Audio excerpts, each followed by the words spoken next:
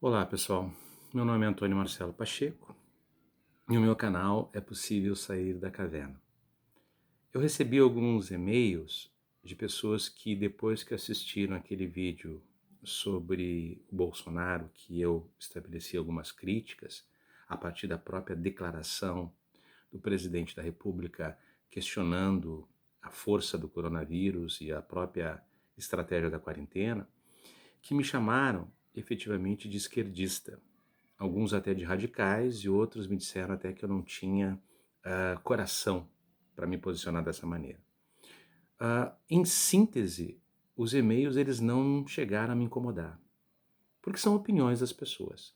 As pessoas têm o direito de entender que aquilo que os outros estão dizendo, para elas pode ser algo esquerdista, esquerdopata, como eu fui chamado, ou algo reacionário, como eu também fui chamado. E isso é uma grande bobagem.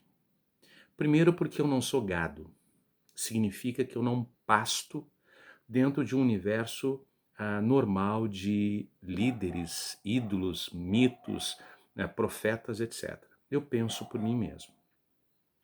Quando houve a eleição do Bolsonaro, muitas pessoas que eu conheço, inclusive próximas de mim, tomaram a decisão de ficar ao lado do Bolsonaro e votar no Bolsonaro contra o Haddad. Isso não diminui as pessoas em relação a mim. Isso não diminui a inteligência das pessoas, a importância das pessoas, a sensibilidade das pessoas. Como outras pessoas decidiram votar no Haddad. Olha, é um direito delas. O que me surpreende, efetivamente, é a necessidade de rotular alguém e de agredir alguém. Então, dentro do Facebook, por exemplo, esse exemplo de rede virtual, de rede social, é repleto de pessoas que abrem os seus posts chamando tal ou qual pessoa de idiota, de estúpido e de outras expressões. Ora, se aquelas pessoas que estão, de alguma forma, desagradando aquelas outras que vão emitir as opiniões, são pessoas que criam alguma sensação de incômodo, uma crítica é muito melhor do que uma agressão. Uma crítica é muito melhor do que rotular a pessoa. Porque há um esquecimento grave em nosso país de que se o presidente Jair Messias Bolsonaro comete uma série de bobagens, diz um monte de coisas que são difíceis de explicar, a ex-presidente Dilma também tinha essa característica. Não tão tosca, brucutu que nem o Bolsonaro, mas também. E para quem não lembra mais, e interessante que quando a gente adora alguém, a gente faz questão de apagar os erros que essa pessoa cometeu.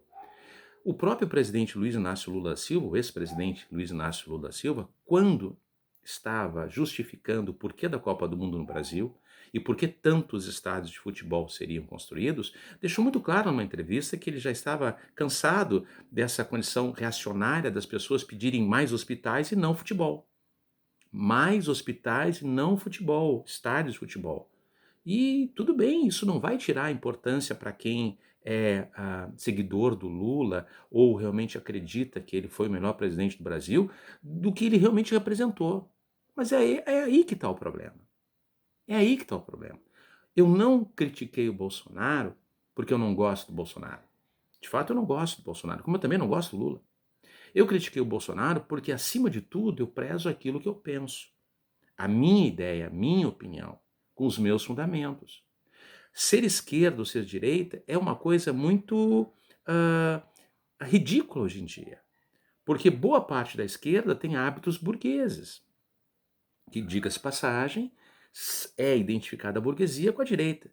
E muita gente da direita tem atitudes que lembram atos de esquerda. São voluntários, trabalham com mendigos, trabalham com populações pobres, trabalham com comida para as pessoas que estão desempregadas, como eu comprovo e como eu participo. Então, por que é necessário hoje, num país como o nosso, que precisa realmente de, de um armistício cultural, de um armistício linguístico, de um armistício de bom senso, por que as pessoas ainda continuam efetivamente agindo como se estivessem todas dentro de uma arena? Porque Shakespeare uma vez disse que o que difere, o que distingue o homem do animal é que o homem tem ternura, o animal não. Parece que no Brasil o que não se tem mesmo é a ternura.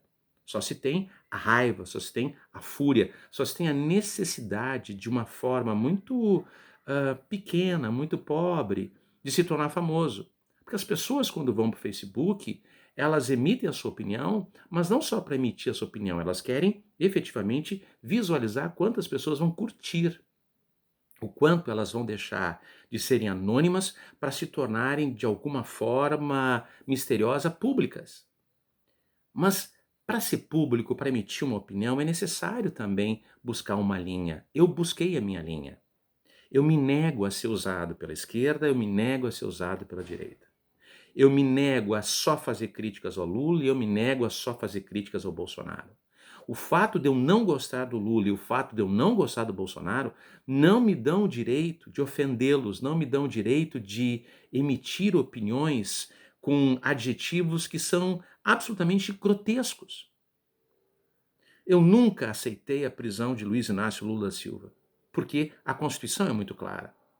Como eu nunca discuti o fato de que o Bolsonaro, com todas as suas bobagens, e mesmo que eu o tenha criticado, tem que sofrer nesse momento o impeachment, porque não é o momento para isso. O país precisa enfrentar uma série de situações, de decisões, que não precisam passar pelo Bolsonaro, mas que lamentavelmente deveriam, que está na figura do STF, está na figura dos prefeitos, dos governadores e da sociedade civil. Nós somos fundamentais para isso. Nós não precisamos de líderes, nem de profetas, nem de messias. Nós precisamos apenas de vergonha na cara para a gente poder pensar o que a gente tem, o que a gente quer e como a gente vai construir isso sem necessariamente sair ofendendo as pessoas. No nosso país se ofendem negros, homossexuais, indígenas, mulheres, LGBT+, no trânsito, entre vizinhos, em torcidas de futebol, em questões políticas. Nós vivemos um universo de ódio, é uma cultura do ódio. Isso deve dar prazer realmente para as pessoas.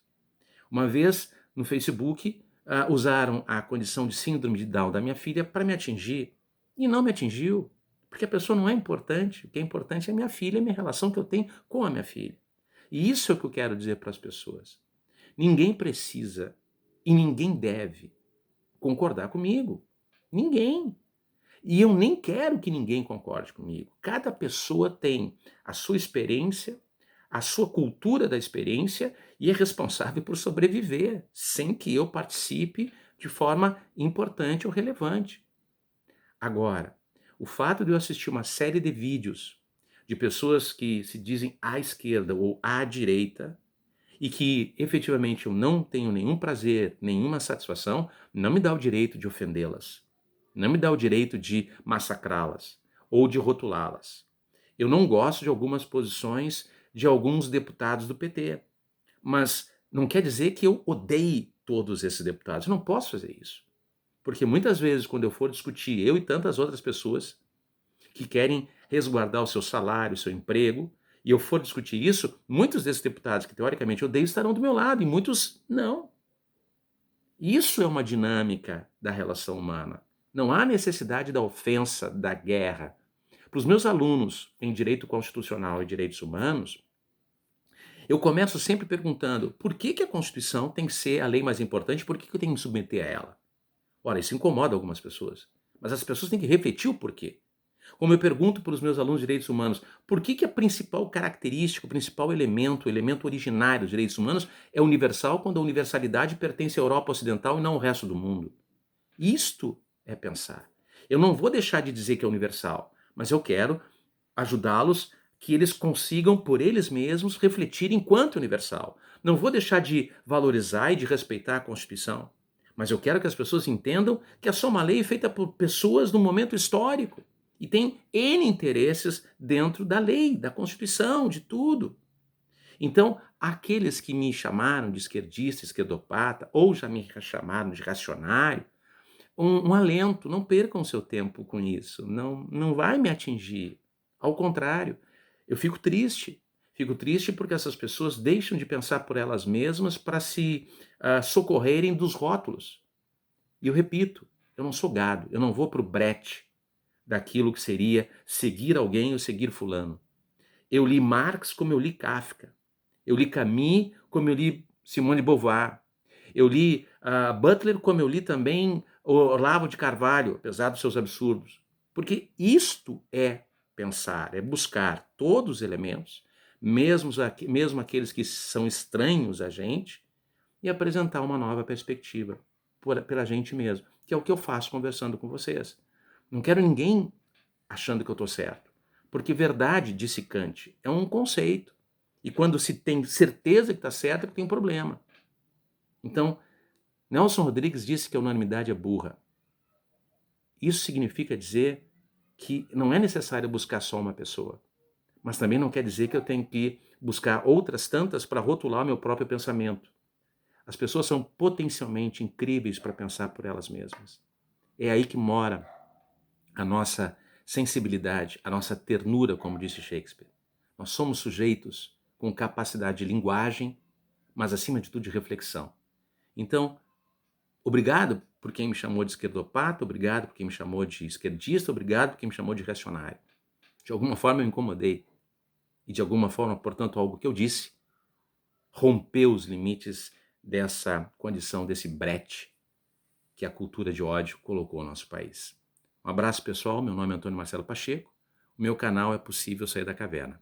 Até o próximo encontro.